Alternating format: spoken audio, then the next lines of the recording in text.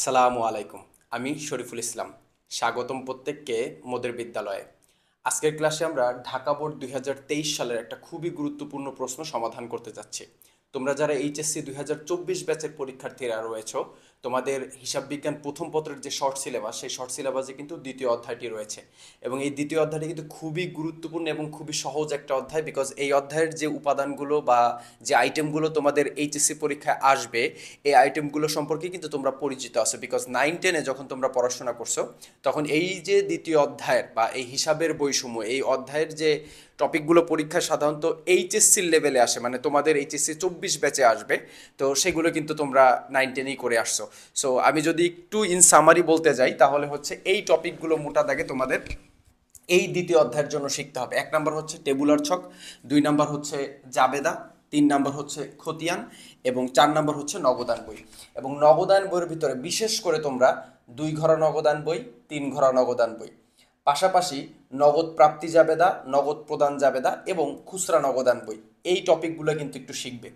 এই যে 4টা টপিক আমি তোমাদের এই হিসাবের বৈষম্য, মানে হিসাব বিজ্ঞান প্রথম পত্রের এই দ্বিতীয় অধ্যায়ের জন্য বললাম, এই 4টা টপিক যদি কোনো স্টুডেন্ট একটু মোটামুটি বেসিক ক্লিয়ার করে 2023 সালে কোশ্চেন সমাধান করে যেতে পারে, ইনশাল্লাহ ইনশাল্লাহ এই দ্বিতীয় অধ্যায় থেকে 2 থেকে 3টা সৃজনশীল নিশ্চিত সে কমন পেতে যাচ্ছে। তো আমি তোমাদের যেহেতু এই যে টপিকগুলো, এই টপিকগুলোর উপর যেহেতু অলরেডি আমি অনেক ক্লাস আপলোড করেছি আমাদের মধুর বিদ্যালয় চ্যানেলে, তো আমি এই জন্য আর ধারাবাহিকভাবে ক্লাস আপলোড করছি না। সাধারণত তোমাদের যে কোশ্চেনগুলো একটু সমস্যা হয়, যেমন ঢাকা বোর্ড 2023 সালের কোশ্চেনটা আমার কাছে মনে হয়েছে এটা এইচএসসি 23 মানে এইচএসসি 24 ব্যাচের জন্য অনেক বেশি ইম্পর্ট্যান্ট হবে, এই জন্য কিন্তু আমি এই কোশ্চেনটা আজকে সলিউশন করে দিব তোমাদের। আমাদের প্রাইভেট একটা ব্যাচ রয়েছে, প্রাইভেট একটা কোর্স রয়েছে, সেই কোর্সে কিন্তু আমরা এই যে লেকচার প্ল্যান অনুযায়ী আমরা ক্লাসগুলো মানে নিয়ে থাকি। তো সেই ক্লাসে সেখানে যখন আমরা ক্লাস করিয়েছি, তখন এই যে সৃজনশীলটা মানে হচ্ছে এই ঢাকা বোর্ড 23 শিহাব ট্রেডার্সের এই সৃজনশীলটা স্টুডেন্টদের কাছে অনেক বেশি মানে একটু ডিফিকাল্টিস মনে হয়েছে। বিশেষ করে এই যে মোটা দাগে একটা এন্ট্রি দেখতে পাচ্ছ তোমরা, হাতে নগদ 4,000 টাকা রেখে অবশিষ্ট টাকা ব্যাংকে জমা দেওয়া হলো, এই ধরনের এন্ট্রি আসলে আমরা কিভাবে সলিউশন করব। এছাড়া এর কোশ্চেনটা তোমরা যদি একটু পড়ে দেখো, এই কোশ্চেনটার ভিতরেও বেশ কিছু ইম্পর্ট্যান্ট বা খুব গুরুত্বপূর্ণ কিছু টপিক আলোচনা করা হয়েছে বা টাচ করা হয়েছে। তো আমরা যদি একটু খেয়াল করি, প্রশ্নের ক দাগে বলেছে কন্ট্রা দাখিলার জাবেদা প্রস্তুত করো। এখন কন্ট্রা দাখিলা মানে কি? তোমরা কিন্তু সবাই জানো কন্ট্রা দাখিলা মানে হচ্ছে বিপরীত দাখিলা, মানে যে লেনদেনগুলোর ফলে ব্যাংক এবং ব্যবসা প্রতিষ্ঠান এই দুইটাই প্রভাবিত হয়, সেই লেনদেনগুলোকে আমরা বলি কন্ট্রা দাখিলা। কেমন? যেমন যদি একটু উদাহরণ দেই, যে ব্যবসার টাকা যদি ব্যাংকে জমা দেওয়া হয় এবং ব্যবসার প্রয়োজনে বা অফিসের প্রয়োজনে যদি ব্যাংক থেকে টাকা উত্তোলন করা হয়, তাহলে এই দুইটা এন্ট্রিকে আমরা আপাত দৃষ্টিতে কন্ট্রা দাখিলা বলতে পারি। তাহলে আমরা এই লেনদেনগুলো পড়বো এবং এই লেনদেনগুলো পড়ে আমরা দেখব যে কোথায় কোথায় কন্ট্রা দাখিলা আছে এবং সেইগুলোরই শুধুমাত্র আমরা জাবেদা প্রদান করব। তোমরা কিন্তু দেখতে পাচ্ছ যে খ দাগে কিন্তু তোমাদের আমি জাবেদার সাজেশন আকারে বলেছি, কেননা এই জাবেদাটা কিন্তু তোমাদের খুব বেশি লাগবে। কেমন? যারা পারো ওকে আলহামদুলিল্লাহ, আর যারা না পারো ক্লাসটা কন্টিনিউ করো, ইনশাল্লাহ তোমাদের অনেক বেশি হেল্প হতে যাচ্ছে। খ দাগে বলেছে একটি 2 ঘরা নগদান বই প্রস্তুত করো, এবং গ দাগে বলেছে 2, 4, 9 ও 20 তারিখের লেনদেনগুলোর জাবেদা দেখো। দেখো এখানেও কিন্তু সেই তোমাকে জাবেদা প্রস্তুত করতে বলেছে। ওকে, আরেকটা হচ্ছে 2 ঘরা নগদান বই প্রস্তুত করতে বলেছে। মানে এই দ্বিতীয় অধ্যায় থেকে যেহেতু তুমি বেশ কয়েকটা সৃজনশীল কমন পাচ্ছ, 2টা থেকে 3টা সৃজনশীল, সেহেতু এই টপিকগুলো একটু, যেহেতু তুমি এসএসসি লেভেলে করছো, তো 24 ব্যাচ, তো এটা আশা করি তোমাদের জন্য খুব বেশি বেগ পাওয়া উচিত না। তুমি জাস্ট এটা একটু মাথায় রাখবা যে এই 4টা টপিক যেন তুমি শিখে পরীক্ষার হলে যাও। কেমন? এখন 1 মাসের মতন সময় আছে, অনেক সময়। তুমি চাইলে আমাদের লাস্ট শুট কোর্সেও কিন্তু ভর্তি হয়ে তোমার যে প্রস্তুতিটা সেটা আরও বেশি গোছালো করতে পারো বা আরও বেশি স্ট্রং করতে পারো, কারণ আমরা আমাদের কোর্সে কিন্তু 2023 সালের, কারণ তোমরা যারা 2024 ব্যাচের পরীক্ষার্থীরা রয়েছে, তোমাদের জন্য কিন্তু 2023 সালের কোশ্চেনগুলো অনেক বেশি ইম্পর্ট্যান্ট। এই জন্য আমরা 2023 সালের কোশ্চেনগুলো কিন্তু তোমাদের জন্য একটু বেশি বেশি করে সলভ করছি। কেমন? তো চলো আমরা ক দাগের উত্তর করি। জাবেদার ছক কিভাবে টানতে হবে এটা কিন্তু তোমরা সবাই জানো। তারিখ, হিসাবের শিরোনাম ও ব্যাখ্যা, খতিয়ান পৃষ্ঠা, ডেবিট টাকা, ক্রেডিট টাকা, এই 5টা কলাম হবে। যেহেতু আমাদের জাবেদা করতে বসে, তোমরা অবশ্যই অবশ্যই জাবেদার ছকটা কিন্তু টেনে নেবে সুন্দর মতন পেন্সিল দিয়ে, এবং শুরুতে অবশ্যই একটু প্রতিষ্ঠানের নামটা লিখবে। যেমন এই প্রতিষ্ঠানের মালিকের নাম হচ্ছে বা প্রতিষ্ঠানের নাম হচ্ছে শিহাব ট্রেডার্স, সো এখানে একটু শিহাব ট্রেডার্স লিখে নেবে, তার নিচে লিখবে জাবেদা, এবার ছক। এখন আমরা কন্ট্রা এন্ট্রি দেখব যে এই লেনদেনের ভিতরে কোথায় কোথায় কন্ট্রা এন্ট্রি রয়েছে, সেই কন্ট্রা এন্ট্রিগুলোর আমরা এখানে জাবেদা দেবার চেষ্টা করব। তো এখন আমরা যদি একটু খেয়াল করি 4 তারিখের দিকে যদি খেয়াল করি, প্রাপ্য হিসাবতে প্রাপ্ত চেকটি ব্যাংকে জমা দেওয়া হলো। দেখো প্রাপ্য হিসাব মানে কি? প্রাপ্য হিসাব মানে দেনাদার। আমাদের প্রতিষ্ঠানে অনেক দেনাদার থাকে, ধারে বিক্রয়ের ফলে দেনাদারের সৃষ্টি হয়। তো সেই দেনাদারের কাছ থেকে আমরা একটা চেক পেয়েছিলাম, এই যে বলেছে প্রাপ্ত চেকটি, মানে আগে আমরা একটা চেক পাইছিলাম, সেই চেকটা আমরা ব্যাংকে জমা দিছি। তাহলে চেকটা পাইছিলাম কখন? এখানে তো দেখো কোনো টাকার কথা বলা নেই, তার মানে এই চেকটা তো আমি আগেই পেয়েছি। তো আগে কখন পেয়েছি? দেখো জুন 2 তারিখে দেখো এখানে বলছে প্রাপ্য হিসাব হতে নগদে আদায় 8,000 টাকা এবং চেক মারফত আদায় 11,500 টাকা। তার মানে এই প্রাপ্য হিসাবের কাছ থেকে আমরা চেকে আদায় করছি 11,800 টাকা। এইখানে তোমরা একটা খুবই গুরুত্বপূর্ণ নোট রাখবে, সেটা হচ্ছে এই যে চেকটা পাওয়া গেল, এই চেকটা অবশ্যই অবশ্যই একটা বাহক চেক। বাহক চেক, এটা একটু মনে রাখবে। আর বাহক চেকটা হচ্ছে একদম নগদ টাকার সমতুল্য, মানে নগদ টাকাও যা, বাহক চেকও তাই। তার মানে আমরা কিন্তু প্রাপ্য হিসাবের নিকট থেকে একটা বাহক চেক পেয়েছিলাম। আর বাহক চেক তো তোমরা জানোই যে যে চেকের নিচে ডট ডট দিয়ে এরকম মানে লেখা থাকে অথবা বাহককে, ঠিক আছে, এরকম তোমার চেকের নিচে এরকম লেখা থাকে ডট ডট ডট ডট, হ্যাঁ, বাহক কে, ঠিক আছে, বা উহার বাহককে, উহার বাহককে, এরকম ডট ডট দিয়ে একটা লেখা থাকে, ঠিক আছে। তো এখানে তুমি যে নামই লেখো না কেন, XYZ যে নামই লেখো না কেন, হ্যাঁ, এই বাহক চেকের বৈশিষ্ট্যটা হচ্ছে হলো এই চেকটা একদম নগদ টাকার মতন। এই চেকটা যেই ব্যাংকে উপস্থাপন করুক না কেন, একটা চোরও যদি ব্যাংকে নিয়ে যে এই চেকটা উপস্থাপন করে, একটা ডাকাতও যদি এই চেকটা নিয়ে ব্যাংকে উপস্থাপন করে, হোয়াট এভার ইট ইজ, মানে যেই তোমার ব্যাংকে চেকটা উপস্থাপন করুক না কেন, সাথে সাথে ব্যাংক উহার বাহককে, মানে যে চেকটা ব্যাংকে নিয়ে যাবে তাকে সাথে সাথে কিন্তু টাকাটা দিয়ে দিবে। তো এই জন্য এটাকে বলা হয় বাহক চেক। খুবই ঝুঁকিপূর্ণ একটা চেক না?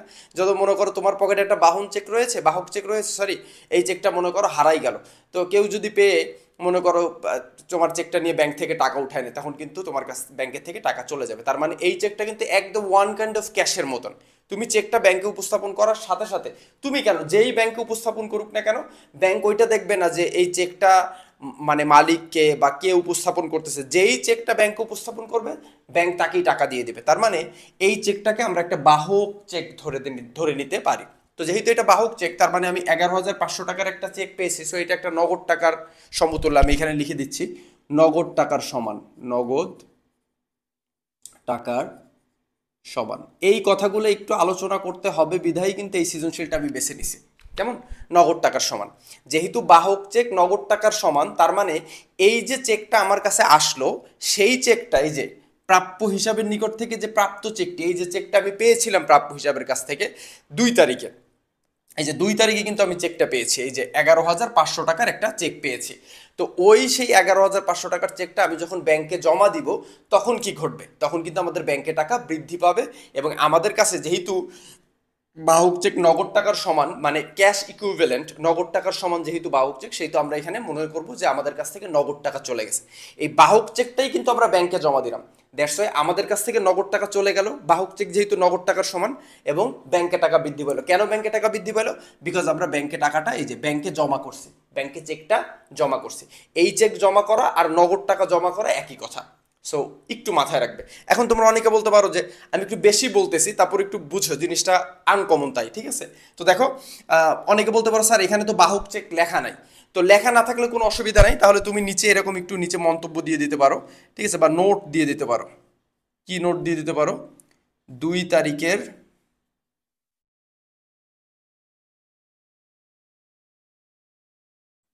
চেকটি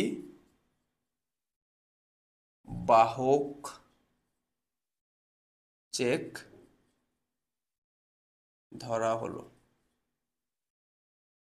ওকে, এটা একটু তুমি নোট দিয়ে দিতে পারো চাইলে। ওকে, এখন আমরা এই 4 তারিখের লেনদেনটার, যেহেতু এটা একটা কন্ট্রা এন্ট্রি, ঠিক আছে, যেহেতু মানে আমরা যখন চেকটা ব্যাংকে জমা দিচ্ছি ব্যাংকে টাকা বৃদ্ধি পাচ্ছে, এবং এই চেকটা যেহেতু নগদ টাকার সমান, আমাদের কাছ থেকে নগদ টাকা চলে যাচ্ছে, তার মানে এইটাই হচ্ছে কন্ট্রা এন্ট্রি।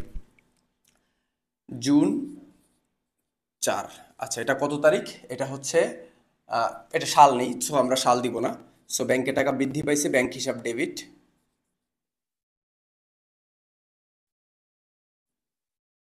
কত টাকা? যেহেতু 11,000 টাকার চেক আমি পেয়েছি, আদায় করেছি, সেহেতু এই চেকটা যখন আমরা ব্যাংকে জমা দিব তখন অবশ্যই সেই 11,500 টাকাই আমাদের ব্যাংকে বৃদ্ধি পাবে।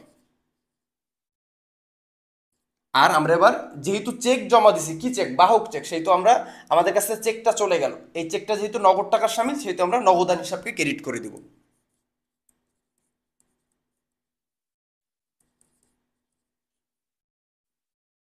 ঠিক আছে, ওকে। কত টাকা? 11,500 টাকা।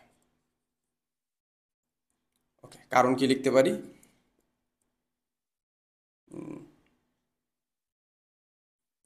চেক ব্যাংকে জমা করা হলো।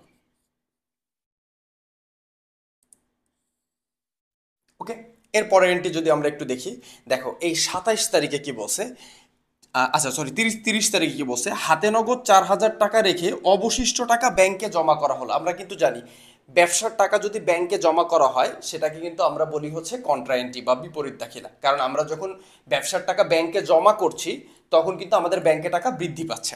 তো এই জন্য আমরা এটার জাবেদা সরাসরি দিয়ে দিতে পারি 30 তারিখে। ব্যাংকে যেহেতু টাকা জমা করা হয়েছে সুতরাং এখানেও ব্যাংকে টাকা বৃদ্ধি পাবে, সো ব্যাংক হিসাব ডেবিট, আর নগদান হিসাব ক্রেডিট।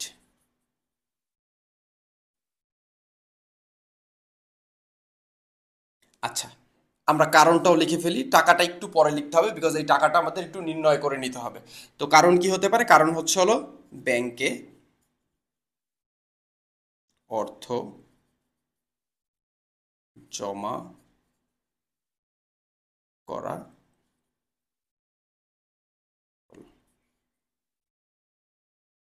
ক্লিয়ার? আচ্ছা, এখন এখানে টাকা কত হবে, ডেবিট ক্রেডিটে টাকা কত হবে, এইটা নিয়ে তোমাদের অনেকের প্রশ্ন থাকতে পারে। তো এখানে বলেছি কি, হাতে 4,000 টাকা অবশিষ্ট রেখে, মানে তুমি 4,000 টাকা হাতে রাখতে পারবে, বাকি টাকা তোমাকে ব্যাংকে জমা দিয়ে দিতে হবে। তাহলে হাতে 4,000 টাকা রাখবো, আগে তো দেখতে হবে যে আমার কাছে কত টাকা আছে। তো সেই টাকা থেকে আমাদের, মনে করো আমাদের কাছে যদি 20,000 টাকা থাকে, তো এই 20,000 টাকা থেকে আমরা 4,000 টাকা রাখতে পারবো, বাকি টাকাটা ব্যাংকে জমা দিয়ে দেবো। তাহলে এখন হাতে কয় টাকা আছে এটা আমরা কিভাবে নির্ণয় করতে পারি? ঠিক আছে, এটা যদিও বা আমরা খদাগের মানে খদাকটা করলে আমরা অলরেডি মানে এই যে হাতে, মানে আমরা হাতে 4,000 টাকা রেখে কত টাকা ব্যাংকে জমা দিলাম এটা আমাদের এই খদাক করলেই বের হয়ে যাবে। কিন্তু তারপর আমি এখানে একটু নোট করে দেখাই দিচ্ছি। আর এরকম মানে এই টাইপের কোশ্চেনের ক্ষেত্রে তোমরা এই খদাকটার উত্তর আগে করবে, তারপরে কদাগের উত্তর করবে, মানে কদাক মানে করার জন্য প্রশ্নে জায়গা রাখবে, তারপরে খদাকটার হ্যাঁ উত্তর করবা। উত্তর করার পরে তোমার তো ওইটা বের হয়ে যাচ্ছে যে হাতে নগদ কয় টাকা আছে, কয় টাকা 4,000 টাকা রেখে কয় টাকা ব্যাংকে জমা দিছো। তো সেই টাকাটা তুমি সঙ্গে সঙ্গে এইখানে বসাই দিবা। মানে আগে খদাক করলে তুমি অলরেডি জানতে পারবে যে কত টাকা তুমি ব্যাংকে জমা দিছো। এখন খদাক না করে কিভাবে করা যেতে পারে সেটা আমি একটু তোমাদের একটু দেখাই দিই। সেটা হচ্ছে, মনে করো আমার নগদ উদ্ধৃত্ত ছিল 18,000 টাকা, ভালো মতন খেয়াল করো, 18,000 টাকা ছিল নগদ উদ্ধৃত্ত, বোঝো সিম্পলি। এটা তো আমার কাছে নগদ টাকা ছিলই 18,000। এরপরে প্রাপ্য হিসাবের হতে নগদ আদায় হয়েছে 8,000 টাকা, আর চেক মারফত আদায় হয়েছে 11,500 টাকা। তাহলে নগদ আদায় যদি হয় প্রাপ্য হিসাবের কাছ থেকে, তাহলে আমার নগদ টাকা কি বাড়ছে না প্রতিষ্ঠানে? তাহলে এই 8,000 টাকা আমরা যোগ দিব।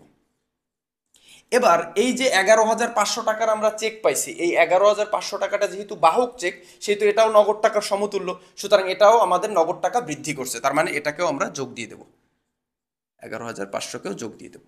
এবার একটু খেয়াল করো 4 তারিখে কি বলছে, প্রাপ্য হিসাব হতে প্রাপ্ত চেকটি, মানে দেনাদারের নিকট হতে প্রাপ্ত চেকটি ব্যাংকে জমা দেওয়া হলো। তার মানে দেনাদারের কাছ থেকে পাইছিলাম 11,500 টাকার বাহক চেক, সুতরাং এইটা যখন ব্যাংকে জমা দিচ্ছি তখন আমাদের কাছ থেকে কিন্তু বাহক চেক যেহেতু নগদ টাকা, সুতরাং আমাদের কিন্তু নগদ টাকা চলে যাচ্ছে।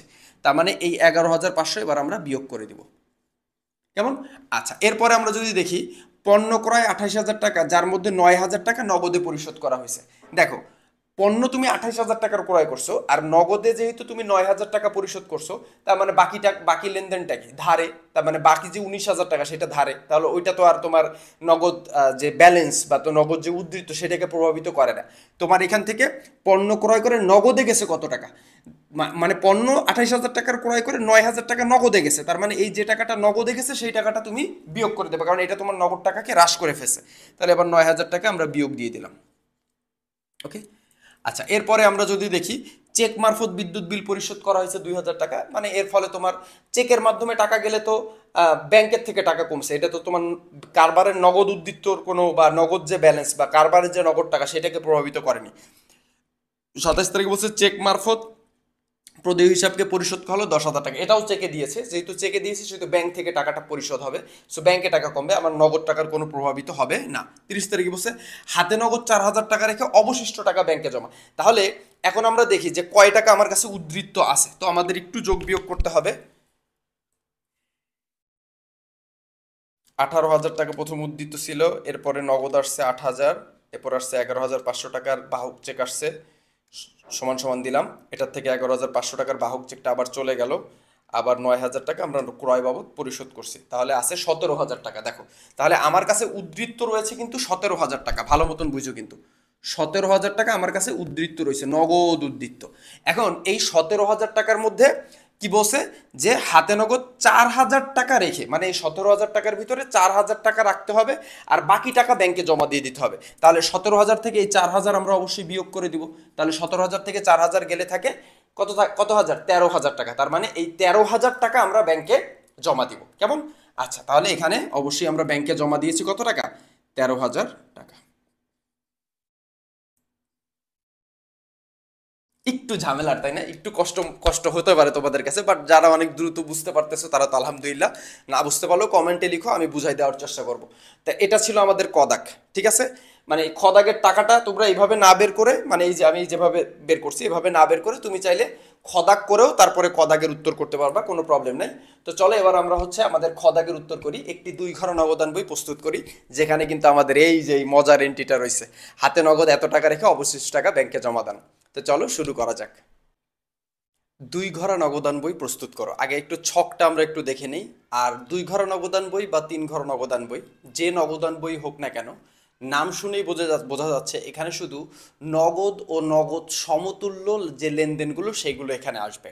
নগদ ও নগদ সমতুল্য বলতে কি বোঝায়? নগদ সমতুল্য হলো চেক রিলেটেড যে লেনদেন, মানে ক্যাশ ইকুইভ্যালেন্ট। তার মানে আমাদের প্রতিষ্ঠানে যদি নগদ টাকা আসে এবং যায়, মানে নগদ টাকার আন্তঃপ্রবাহ এবং বহিঃপ্রবাহ হয়, শুধুমাত্র তখনই সেই লেনদেনগুলো এখানে আসবে, সুতরাং এখানে বাকির কোনো লেনদেন আসবে না।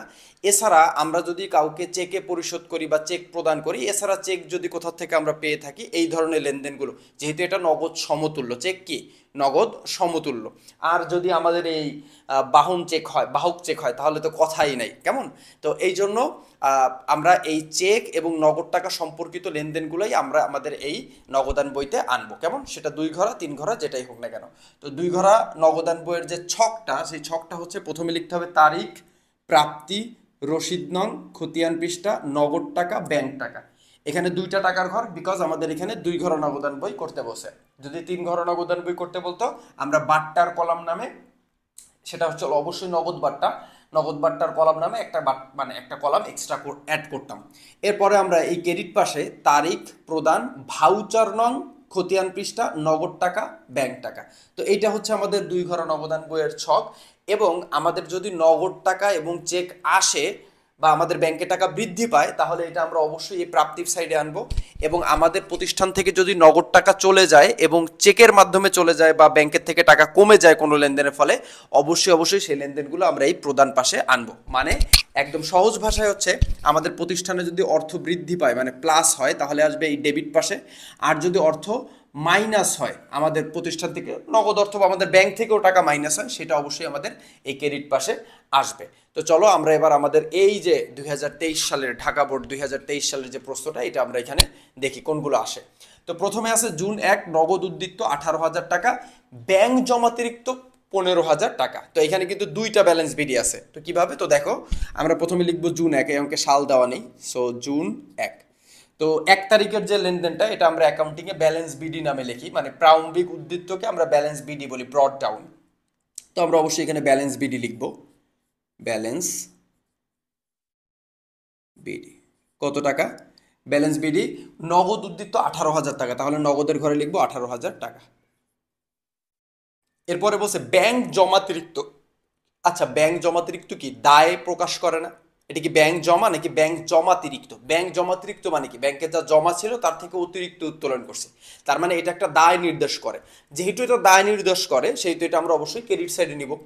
ওকে, তাহলে এটাও জুন 1, যেহেতু এটাও 1 তারিখে, সুতরাং আমরা এটাকেও কিন্তু, এটা কিন্তু ব্যাংক জমাতিরিক্ত লেখা যাবে না, যেহেতু এটা 1 তারিখের, এই যে 1 তারিখের লেনদেন, সেহেতু আমরা এটাকেও ব্যালেন্স বিডি বলবো, ব্যালেন্স বিডি। যেহেতু এটা দায় প্রকাশ করতেছে, ক্রেডিট উদ্দীপ্ত প্রকাশ করতেছে, সেহেতু আমরা ক্রেডিট সাইডে লিখবো 15,000 টাকা।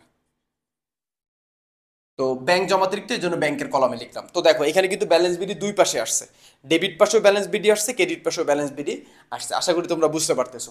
তারপরের এন্ট্রিটা যদি আমরা দেখি, প্রাপ্য হিসাব হতে নগদ আদায় 8,000 টাকা এবং চেক মারফত আদায় 11,500 টাকা, এবং এই চেকটাকে আমরা বাহক চেক ধরে নিয়েছিলাম, বাহক চেক নগদ টাকার সামিল।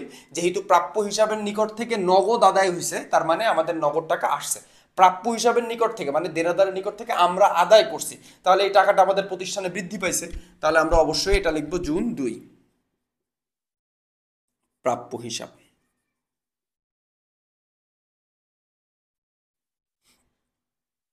কত টাকা? দেখো এখানে একটা মজার বিষয় আছে, আমরা নগদ কিন্তু পাইছি 8,000 টাকা, নগদ পাইছি 18,000, যে নগদ আদায় হলো 8,000 টাকা, এবং চেক মারফত আদায় হয়েছে কিন্তু 11,500 টাকা। তার মানে চেক যেটা, মানে যে চেকটা আমরা এখানে পাইছি বাহক চেক, এই চেকটাও কিন্তু নগদ টাকার সমান। তাহলে এই 8,000 টাকা এটাও নগদ, এই 11,500 টাকা এটাও নগদ বাহক চেকের জন্য। তো এই জন্য আমরা এই দুইটা টাকা যোগ দিলে আমাদের হবে 19,500 টাকা। সো আমরা একদম টোটাল নগদের ঘরে 19,500 টাকা লিখে দেব। তোমাদের এখন অনেকের কিন্তু এটা মনে হইতে পারে যে স্যার, নগদ টাকা আমরা নগদের ঘরে লিখবো, আর এই 11,500 টাকা যেহেতু চেক আদায় করছি, সেহেতু এই টাকাটা আমরা ব্যাংকের ঘরে লিখবো। এখন তোমার কাছে আমি একটা কোশ্চেন করি, চেকটা যদি তুমি দুপুর 4টার সময় পাও, বিকাল 4টার সময় পাও, তুমি কি ওই সময় ব্যাংকে জমা দিতে পারবা? পারবা না। যেহেতু চেকটা তুমি, প্রথমত বাহক চেক নগদ টাকার সামিল, চেকটা তুমি আদায় করছো, এখন চেকটা আদায় করে তো সঙ্গে সঙ্গে তুমি ব্যাংকে জমা দিতে পারবা না, এমন তো আছে সন্ধ্যার পরে। সন্ধ্যার পরে কি ব্যাংক খোলা থাকে? ব্যাংক আওয়ার থাকে 3টা 4টা পর্যন্ত বা 2টা 2:30 পর্যন্ত। তো এরপরে যদি তুমি চেক পাও, ওই চেকটা কোথায় রাখবা? অবশ্যই অবশ্যই নগদ মানে ক্যাশ বাক্সে রাখবা।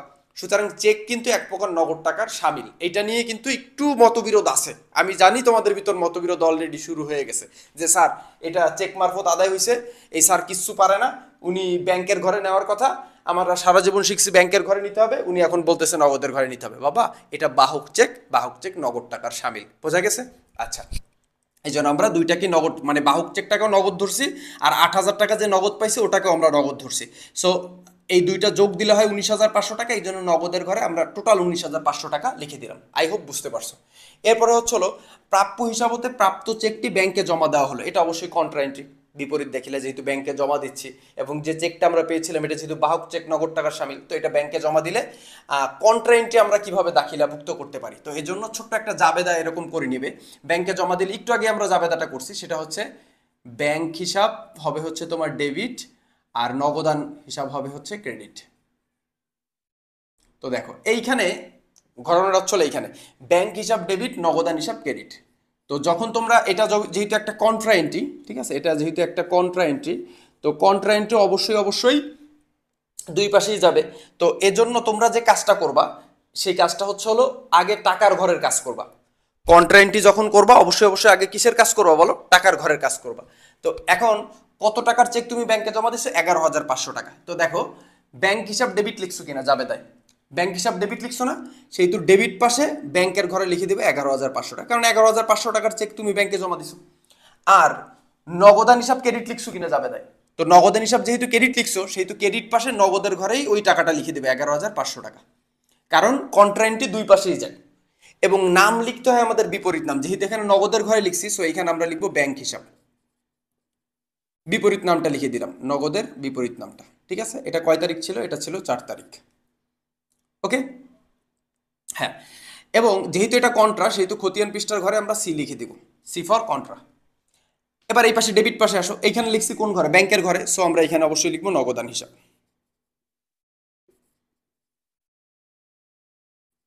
সো এটা কয় তারিখ? এটা ওই একই 4 তারিখ, এখানে যে 4 তারিখ, এখানে 4 তারিখ, একই লেনদেন। তো এই 4 তারিখ, এই 4 তারিখ তো একই লেনদেন। তো এটা যেহেতু কন্ট্রা, সো খতিয়ান পৃষ্ঠার ঘরে লিখে দেবো C, C for contra. I hope তোমরা এটা বুঝতে পারতেছো।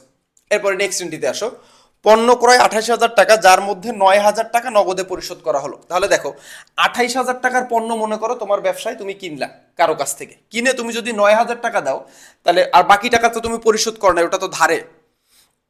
তাহলে তুমি অ্যাকচুয়ালি ক্রয় কর, মানে তোমার অ্যাকচুয়ালি নগদ টাকা গেল, অ্যাকচুয়ালি ক্রয় তো 28,000 টাকার করছো, পণ্য তো 28,000 টাকাই আসছে, কিন্তু নগদে গেল কত টাকা? নগদে গেল কিন্তু 9,000 টাকা। তাহলে পণ্য ক্রয় করলে অবশ্যই টাকা চলে যায়, ঠিক আছে। এই নগদ আনবে অনেকে জাবেদা করে করে করায়, এটা তো নর্মাল কমন সেন্স যে আমি ক্রয় করলে আমার টাকা তো চলেই যাবে, ঠিক আছে। আমার প্রতিষ্ঠানের জন্য যদি আমি পণ্য ক্রয় করি আমার টাকা চলে যাবে, এর জন্য আমরা ক্রয় হিসাব ক্রেডিট করব। 9 তারিখ টাকা প্রদান, ক্রয় হিসাব। আচ্ছা, কত টাকা আমাদের নগদে গেল? আমাদের নগদে গেল হচ্ছে তোমার 9,000 টাকা, ঠিক আছে। তাহলে নগদের ঘরে দিব 9,000 টাকা। আর বাকি টাকা তো আমরা, বাকি যে 19,000 টাকা ওটা তো আমরা এখনো পরিশোধই করি নাই। যেহেতু পরিশোধ করি নাই, ধারের বা বাকির কোনো লেনদেন নগদান বইতে আসবে না। পরের এন্ট্রিতে চলে আসি। 20 তারিখ কি বলছে? চেক মারফত বিদ্যুৎ বিল পরিশোধ করা হলো 2,000 টাকা। তো আমরা যদি চেকে বিদ্যুৎ বিল পরিশোধ করি তাহলে আমাদের ব্যাংক থেকে টাকা কমে যায়। তাহলে আমরা অবশ্যই এটা কয় তারিখ? 20 তারিখ। দেখো বিদ্যুৎ বিল, গ্যাস পানি বিদ্যুৎ বিল, এগুলোকে আমরা বলি উপযোগ খরচ, ইউটিলিটি এক্সপেন্স। সো আমরা এটাকে বলতে পারি উপযোগ খরচ। বা এখানে যদি তোমরা কেউ এটার কি বলে, যদি বিদ্যুৎ বিল হিসাব লেখো তাতেও হবে, খুব বেশি অসুবিধা নাই, কেমন। তবে উপযোগ খরচ লেখাটাই বেশি ভালো। যেমন কাগজ কলমকে তোমরা মণিহারি বলো, কাঠের তৈরি জিনিসপত্রকে আসবাবপত্র বলো, চেয়ার টেবিল এগুলো নাকি আসবাবপত্র বলো, অফিস সরঞ্জাম কম্পিউটার এগুলো নিয়ে তুমি অফিস ইকুইপমেন্ট বা অফিস সরঞ্জাম বলো। তা প্রত্যেকটার তো একটা হিসাবের নাম আছে। তার মানে এই যে তুমি বিদ্যুৎ বিল দিলে, এই বিদ্যুৎ বিলকে বলা হয় অ্যাকাউন্টিংয়ে উপযোগ খরচ। উপযোগ খরচ লেখাই সব থেকে ভালো। আর যেহেতু চেকে দিয়েছো, টাকাটা ব্যাংকের থেকে কমে যাবে। কারণ তুমি বিদ্যুৎ বিলের যারা গ্রহণ করে তাদেরকে যদি চেক দাও, তাহলে তারা ওই চেকটা নিয়ে তোমার ব্যাংক থেকে টাকা উঠাই নিবে। তার মানে তোমার ওই ব্যাংকের থেকে জমাকৃত অর্থ হ্রাস পেলো, এজন্য এখানে লিখবা। এরপরে 27 তারিখে বলছে চেক মারফত, মারফত মানে হচ্ছে মাধ্যমে, মারফত মানে হচ্ছে মাধ্যমে, চেকের বিনিময় বা মাধ্যমে প্রদেয় হিসাবকে পরিশোধ করা হয়েছে। প্রদেয় হিসাব আর যারাই পরিশোধ করো না কেন, চেকের মাধ্যমে যদি কাউরে পরিশোধ করো, সে চেকটা নিয়ে তোমার ব্যাংক থেকে টাকা উঠাই নেবে, তো তোমার ব্যাংকে টাকা কমে যাবে। তাহলে অবশ্যই প্রধান সাইডে আসবে কত টাকা? 10,000 টাকা চেকে আমরা পরিশোধ করছি। কাকে পরিশোধ করছি? এটা হচ্ছে হলো কয় তারিখ? 27 তারিখ। প্রদেয় হিসাব কিছু, প্রদেয় হিসাব, প্রদেয় হিসাব। ওকে, 27 তারিখ অন্তর্ভুক্ত করলাম। এবার লাস্ট সেই 30 তারিখ, হাতে নগদ 4,000 টাকা রেখে অবশিষ্ট টাকা ব্যাংকে জমা দিলে। এটা সহজ একটা এন্ট্রি, একটু খেয়াল করে দেখো তো। হাতে কয় টাকা নগদ আছে আগে সেটা আমরা একটু বের করে ফেলি। সিম্পল, একদম সিম্পল, জাস্ট বক্সটা টেনে ফেলি। আমার একটু বাঁকা হইতে পারে, বাট এই দুইটা একদম সোজা টানবে, কেমন? আচ্ছা, তো দেখো এই 18,000 আর 19,500 যদি আমরা যোগ দিই তাহলে কত হয়?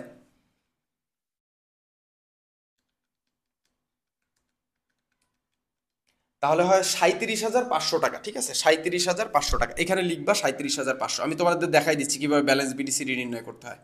এবার এই 37,500 টাকা তো তোমার নগদ আসছে, প্রাপ্তি হয়েছে। এবার তোমার এখান থেকে এই যে টাকাগুলো, এই টাকাগুলো তো তোমার নগদ প্রদান হয়েছে, তাহলে নগদ চলে গেছে। তাহলে এই 37,500 থেকে তোমরা অবশ্যই 37,500 থেকে এই 9,000 আর 11,500 বিয়োগ দিবা। 9,000 বিয়োগ 11,500 বিয়োগ দিবা। বিয়োগ দিলে হয় 17,000 টাকা। একটু আগেও কিন্তু আমরা এই যে বের করছিলাম 17,000 টাকা। তার মানে তোমার নগদ উদ্বৃত্ত আছে 17,000 টাকা। এই 17,000 টাকা থেকে তুমি 4,000 টাকা রেখে বাকি টাকা ব্যাংকে জমা দিবা। তাহলে 17,000 টাকা থেকে যদি আমরা 4,000 টাকা রেখে দিই তাহলে বাকি থাকে কত? 13,000 টাকা। সেই 13,000 টাকা অ্যাকচুয়ালি আমরা কি করছি? ব্যাংকে জমা করেছি। তাহলে যখন ব্যাংকে জমা দিই তখন জাবেদা কি হয়? কত আগে তো আমরা দিয়েছি, ব্যাংক হিসাব ডেবিট, নগদান হিসাব ক্রেডিট, একই জাবেদা। কারণ আমরা টাকা জমা দিয়েছি 13,000 ব্যাংকে, তার মানে আমাদের ব্যাংকে টাকা বৃদ্ধি পাইছে। সো ব্যাংকে টাকা বৃদ্ধি পাইলে, সম্পত্তি বৃদ্ধি পাইলে ডেবিট হয়। তো ব্যাংক হিসাব ডেবিট, নগদান হিসাব ক্রেডিট। তো আমরা এই কন্ট্রা এন্ট্রিটা, এটা একটা কন্ট্রা এন্ট্রি, এটাও একটা কন্ট্রা এন্ট্রি। সো এই কন্ট্রাটা আমরা অন্তর্ভুক্ত করব। এখানে 30 তারিখ দিলাম, কন্ট্রা এন্ট্রি দুই পাশেই আসবে। এখানেও 30 তারিখ দিলাম। কত টাকা? 13,000 টাকা। তো আমরা কন্ট্রা এন্ট্রির ক্ষেত্রে কি বলছি বলো? আগে টাকার ঘরের কাজ করব। তো টাকার ঘরে কাজ করতে গেলে আগে আমরা জাবেদার দিকে তাকাই, ব্যাংক হিসাব ডেবিট। তাহলে কারণ এটার জাবেদা তো এটাই হবে, ব্যাংক হিসাব ডেবিট, নগদান হিসাব ক্রেডিট। তার মানে ব্যাংক হিসাব যেহেতু ডেবিট সাইডে আছে, সেহেতু ডেবিট পাশে ব্যাংকের কলামে লিখবো আমরা হচ্ছে 13,000 টাকা। ওকে, আর নগদান হিসাব কিসে আছে? ক্রেডিটে আছে। তার মানে ক্রেডিট সাইডে নগদের ঘরে আমরা লিখবো হচ্ছে 13,000 টাকা, যেহেতু নগদান হিসাব ক্রেডিট সাইডে আছে। নাম এবার লেখো বিপরীত নাম। এখানে আছে কোন ঘরে? ব্যাংকের ঘরে। সো এখানে লেখো নগদান হিসাব। এখানে লেখো সি। এখানে যেহেতু লিখছি নগদের ঘরে, সো এখানে লেখো ব্যাংক হিসাব। এখানে লেখো সি, সি ফর কন্ট্রা। ঠিক আছে, না বাংলায় ক লিখলেও হয়, সমস্যা নাই। আচ্ছা, তো এবার আমরা যদি বাকি অংশটা ক্যালকুলেশন করি, 37,500 এখানে লিখলাম 37,500। এবার তুমি ক্যালকুলেটারে এখানে জেড টেনে দিলে, কারণ ডেবিট পাস আর ক্রেডিট পাস সমান করতে হয়, তাহলে এখানে যোগ দিয়ে যেহেতু 37,500 হয়েছে, এখানে সেই 37,500 আমরা কান ধরে বসাই দিব। এবার এই 37,500 থেকে এই 13,000, 9,000 আর 11,500 এই তিনটাই যদি আমরা বিয়োগ দিই, তাহলে দেখবো ফলাফল আসতেছে 4,000 টাকা। আমি একটু কালার পেন নিব, জাস্ট এ মিনিট।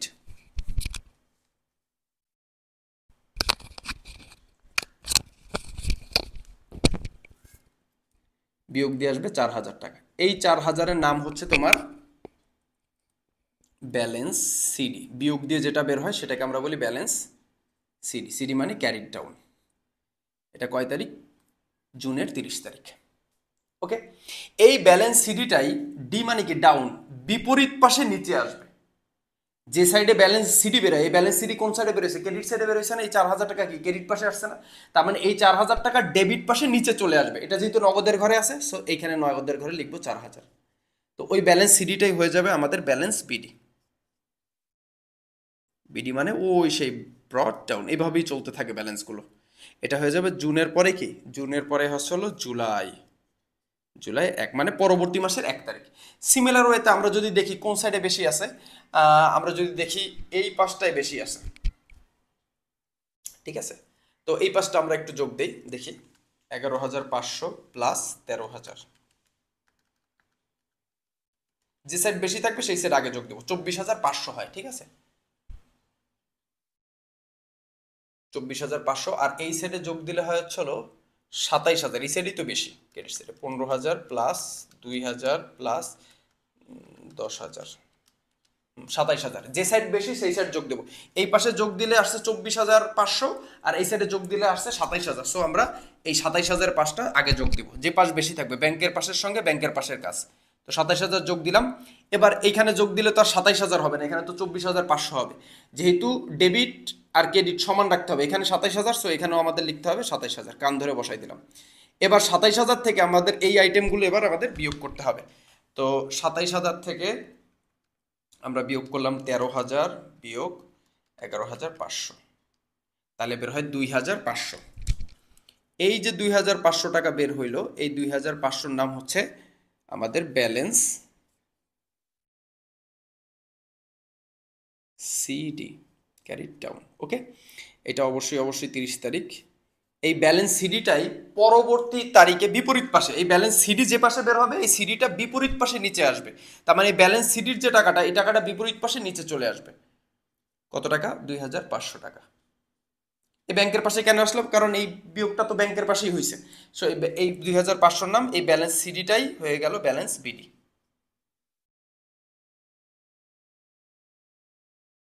এটা কোন তারিখ? ব্যালেন্স বিডি যেহেতু পরবর্তী মাসের, যেহেতু জুলাই 1। তো দেখো, এই যে আমরা ব্যালেন্সিংটা করলাম, আই হোপ তোমরা এই ব্যালেন্সিংটা বুঝতে পারছো। এবার চলো আমরা ঝটপট প্রশ্নের গ দাগের উত্তর করি। গ দাগে বলেছে 2, 4, 9 ও 20 তারিখের লেনদেনগুলোর জাবেদা দাখিলা দেখাও। প্লিজ তোমরা এরপরে আবার একটু পরে কোশ্চেন করে না যে স্যার সবগুলোর কেন জাবেদা দেন নাই। এখানে আমাদের প্রশ্নটা ভালো মতন খেয়াল করো, ভিডিও টেনে টেনে দেখলে এখানেই সমস্যা। তো এখানে দেখো যে এখানে কিন্তু বলছে 2, 4, 9 ও 20 তারিখের লেনদেনের জাবেদা।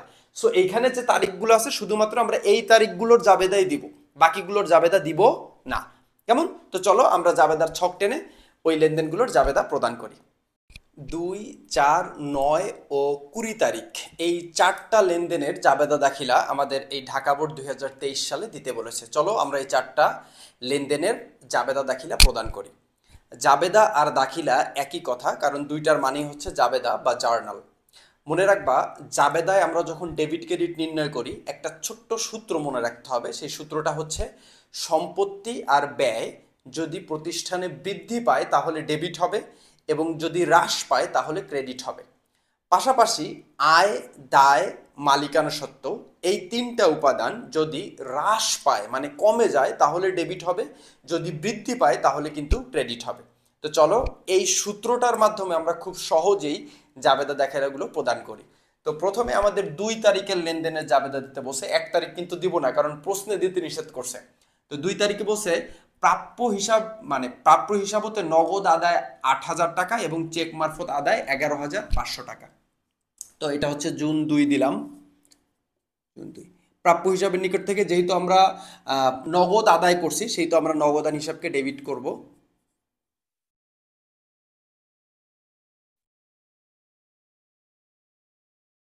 এবং প্রাপ্য হিসাব যেহেতু আমরা প্রাপ্য হিসাবের নিকট থেকে যেহেতু আমরা টাকা আদায় করে ফেলছি, সেহেতু প্রাপ্য হিসাব নামক যে সম্পত্তিটা ছিল সেটা আমাদের হ্রাস পেল, মানে কমে গেল।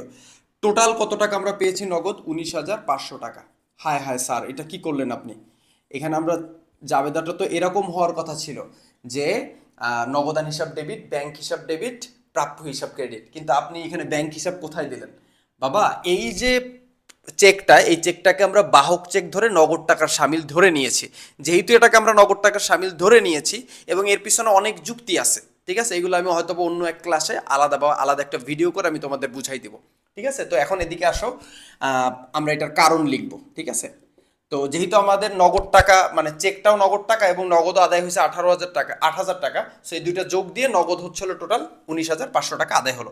এখন তোমরা অনেকেই কোশ্চেন করো যে স্যার এখানে ব্যাখ্যা দিব কিনা। মনে রাখবা, সৃজনশীলে তোমাকে যখন জাবেদা করতে বলবে, খ দাগ বা গ দাগে বা ক দাগে যেখানেই জাবেদা করতে বলুক না কেন, জাবেদার শেষে বা মানে প্রশ্নের শেষে যদি ব্যাখ্যা ব্যতীত কথাটা লেখা থাকে, ঠিক আছে, ব্যাখ্যা ব্যতীত এই কথাটা লেখা থাকে, তখন তুমি ব্যাখ্যা দিবে না। এছাড়া যদি কিছু না বলে, যেমন এই প্রশ্নে শুধু জাবেদা দিতে বসে 2-4-9-20 এই তারিখের লেনদেনগুলোর জাবেদা দিতে বসে, এখানে কিন্তু ব্যাখ্যার কথা বলেও নাই। সুতরাং তুমি এখানে অবশ্যই ব্যাখ্যা দিবে, বিকজ তুমি যে শিরোনামটা দিছো বা এখানে যে মানে বিবরণের যে ঘরটা, এই ঘরে তুমি কি লিখছো? অ্যাকাউন্ট টাইটেল অ্যান্ড এক্সপ্লানেশন, হিসাবের শিরোনাম ও ব্যাখ্যা। সুতরাং অবশ্যই তুমি ব্যাখ্যাটা দিয়ে দেবে, এটাই নিয়ম। কেমন? ব্যাখ্যা নিষেধ করলে দেবে না, কিন্তু নিষেধ না করলে বা নর্মালি জাবেদা দিলে অবশ্যই বাধ্যতামূলক ব্যাখ্যা দিবে। কেমন? তো আমরা ব্যাখ্যা কি লিখতে পারি? যে প্রাপ্য হিসাবের নিকট থেকে আদায়,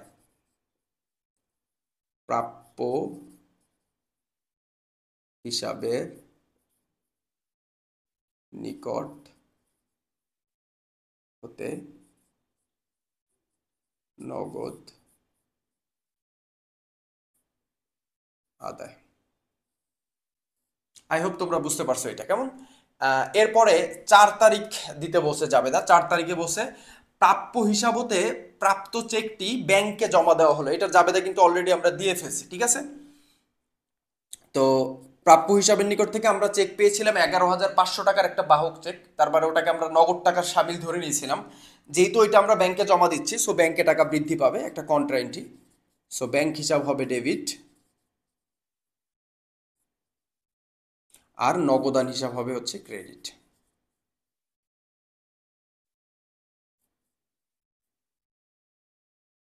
আচ্ছা, কত টাকা? যেহেতু 11,500 টাকার বাহক চেকটাই আমরা জমা দিলাম, সেহেতু আমাদের নগদ 11,500 টাকায় চলে গেল, যেহেতু ব্যাংকে জমা দেওয়া হলো।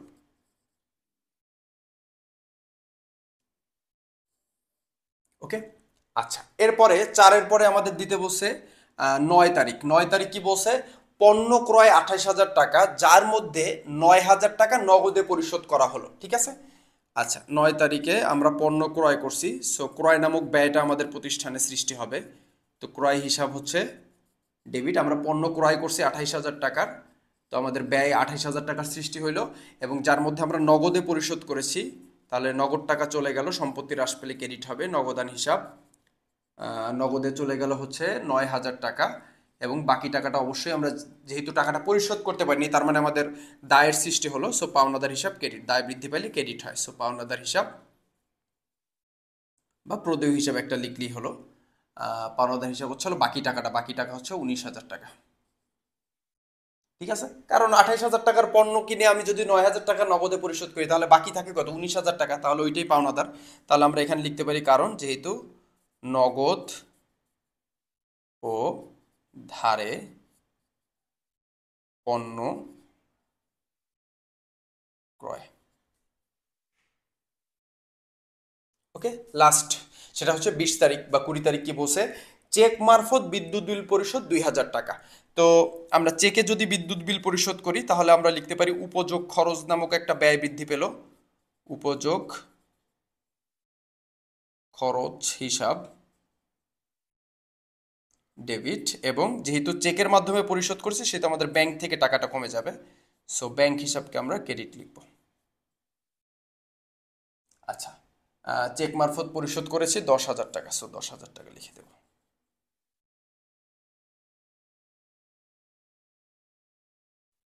ওকে,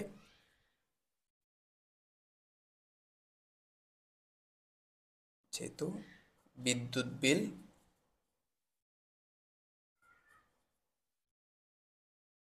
চেকে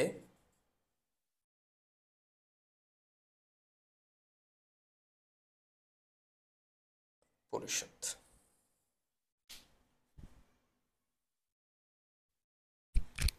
এটা হচ্ছে আমাদের জাবেদা। এখানে সম্পত্তি বৃদ্ধি পেল, সম্পত্তি হ্রাস পেল, সম্পত্তি বৃদ্ধি পেল, সম্পত্তি হ্রাস পেল, ব্যয় বৃদ্ধি পেল, সম্পত্তি হ্রাস পেল, দায় বৃদ্ধি পেল, ব্যয় বৃদ্ধি পেল, সম্পত্তি হ্রাস পেল। সো এটা একটা হিসাব সমীকরণ বললাম জাস্ট। যারা বুঝতে পারছো আলহামদুলিল্লাহ, যারা না বুঝতে পারছো হিসাব সমীকরণটা একটু প্র্যাকটিস করো, কারণ এই অধ্যায়ের জন্য টেবুলার ছক অনেক বেশি গুরুত্বপূর্ণ। আমি তোমাদের খুবই গুরুত্বপূর্ণ একটা অ্যানাউন্সমেন্ট দিতে যাচ্ছি। তোমাদের ফিনান্স প্রথম পত্রে যে শর্ট সিলেবাসে 5টা অধ্যায় রয়েছে, এই বছর আমরা কোর্স করলাম না। প্রতি বছর আমরা কোর্স করাই পরীক্ষার আগে, তো এই বছর আমরা কোনো কোর্স করাচ্ছি না। ইউটিউবে আমরা একদম লেটেস্ট প্রিমিয়াম একটা সাজেশন তৈরি করেছি, যেটা তোমাদের পেজে অলরেডি আমরা আপলোড করেছি, মোদের বিদ্যালয়ের পেজে। ওইখান থেকে তোমরা অবশ্যই এটা একটু সংগ্রহ করে নিবে এবং অবশ্যই অবশ্যই হার্ড কপি তোমাদের কাছে রাখবে। আমি আজকের ভেতরে ইনশাল্লাহ তোমাদের ক্লাস আপলোড শুরু করব। ওইখানে 20টার বেশি, মানে 20+ ক্লাস হবে। তো আই হোপ তোমাদের ফিনান্স প্রথম পত্রের একটা গোছালো প্রিপারেশন, এবং ওখানে সিকিউ এমসিকিউ সব আলোচনা করা আছে। A to Z তোমাদের একটা প্রিপারেশন হয়ে যাবে ইনশাল্লাহ। তো দেখা হচ্ছে ক্লাসে। আসসালামু আলাইকুম।